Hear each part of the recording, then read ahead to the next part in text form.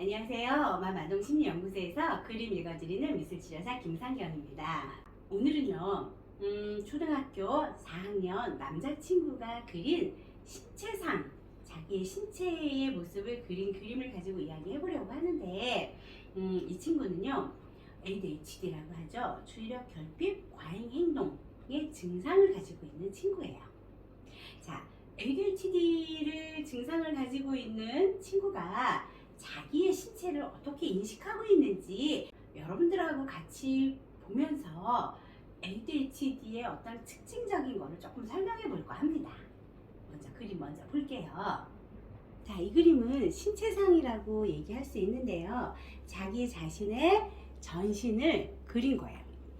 자, 이 그림을 그릴 때 이 친구는 다리부터 그리기 시작을 했어요. 갈색으로 다리를 먼저 그렸고, 발을 그리고, 몸통을 그리고, 얼굴을 그리고, 나중에 얼굴과 몸통을 연결하는 목을 그리고요. 마지막에 손을 그렸습니다. 자, 그리는 순서를 제가 설명을 드렸던 이유가요. 사람을 그릴 때 우리 보통은 얼굴부터 그려요.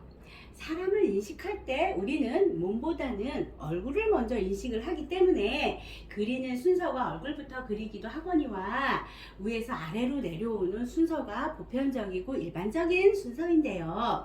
이 친구는 그 순서에서 조금은 예외적인 순서를 표현을 했죠.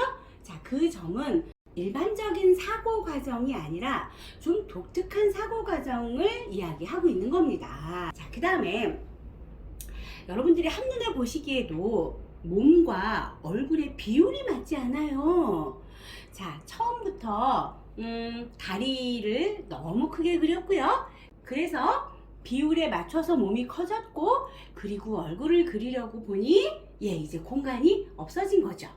그래서 어쩔 수 없이 얼굴을 작게 그릴 수밖에 없는 그런 비율 조절의 문제를 보였던 그림입니다.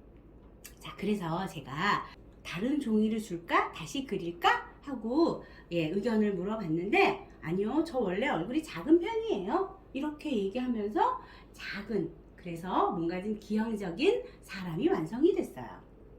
스스로도 목이 너무 길게 그렸네요 라고 이야기하더라고요.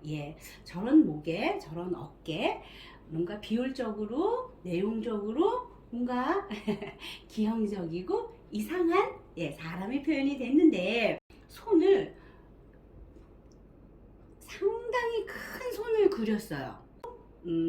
공격적인 어떤 성향을 이야기해 볼 수 있을 것 같습니다. 자, 그리고 눈 그리고 코 그리고 입을 그렸네요. 자, 눈이 살구색이고요. 코와 입이 검은색이에요. 이것도 역시 일반적이고 보편적인 표현은 아닙니다. 보통은 어떻게 해요? 눈을 검은색으로 표현을 하고요. 코나 입을 살구색이나 붉은색으로 표현을 하겠죠. 그런데 이것도 역시 일반적이지 않은 표현이 나와서, 자, 이 친구의 그림 안에 조절이 안 되는 내용과 일반적이지 않고 전형적이지 않은 표현 두 가지를 저는 오늘 여러분들에게 정리해서 설명을 하려고 합니다. 어떤 부분이냐면, 이 친구는 어떤 증상을 가지고 있는 친구라 그랬어요? ADHD.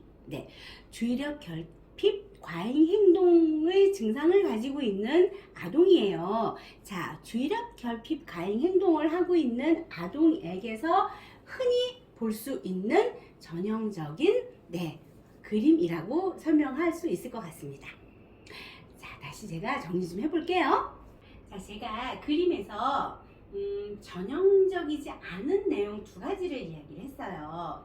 순서가 위에서 아래로 내려오는 순서가 아니라 아래에서 위로 올라가는 그런 순서가 나왔습니다 하는 것과, 눈과 코의 입의 색깔 선택이 전형적이지 않아요 라고 하는 두 가지를 이야기를 했는데, 전반적으로 그림에서요,注意력 결핍, 충동, 과잉, 이 네 가지의 키워드에 해당하는 그림들이 표현이 되어 있어요. 일단注意력 결핍이라고 하는 부분에서는 비율 조절에 실패했어요. 예, 주의를 기울이지 않고 충동적으로 행동했던 결과치가 비율적으로 이상한 그림이 완성이 된 거죠. 손의 크기에서 충동적으로 행동하는, 그래서 조금은 공격적으로도 행동할 수도 있겠는 그런 게 표현이 됐고요. 자, 과잉 행동은 거대한 어깨에서 우리가 과잉 행동을 하고 있구나 하는 걸 확인해 볼 수 있었습니다. 그래서 주의력 결핍 과잉 행동 장애라고 하는 문제 행동은요, 주의를 잘 기울이지 못하고 충동적으로 행동하고, 그리고 그 충동적인 행동이 조금은 과하고, 그 과한 거 안에는 사실은 좀 공격적인 면도 포함되기도 하고, 이런 것들을 이야기하는데 그림 안에 다 들어있어요. 조금 염려스럽고 걱정되는 거 하나 더 추가하면, 사고가 전형적이지 않아요. 전형적이라고 하는 거는 많은 사람들이 그렇게 행동을 하는데, 많은 사람들이 그렇게 행동하는 거에서 조금 벗어난 행동을 해요. 그리는 순서가 다르다거나 눈, 코, 입을 그리는 색깔이 독특하다거나 하는 면에서 전형적인 거에서 좀 벗어났어요. 사고의 그 수준이 전형적이지 않아요. 그러면 전형적이지 않은 사고는 우리 눈에 어떻게 보이냐면 이상하다 이렇게 보여요. 자, 주의력 결핍이라고 하는 문제스러운 증상을 가지고 있는 친구가 전형적이지 않은 사고와 행동을 하면 옆에서 봤을 때 어떻게 보일까요? 이상한 아이로 보이는 거죠. 그러면 이 행동을 멈추게 하고 뭔가 좀 전형적인 행동을 할 수 있도록 유도하는 건 어디에서부터 출발해야 되냐면, 내가 전형적이지 않아, 나 좀 이상한 행동을 해 라고 하는 걸 자기가 자각하게 먼저 필요했어요. 그래서 자각하게 해주기 위해서 신체상을 그리게 했고, 신체상에 뭔가 이상한, 비율적으로 크기적으로 색깔적으로 뭔가 이상한 것들을 내 눈으로 확인하게 좀 도와줬었거든요. 네, ADHD 아동은요, 자기 행동이 어디에서 이상한지, 뭐가 이상한지 먼저 조금 알고 있을 필요가 있어요. 잘못된 행동이라고 인식하면 안 되고요.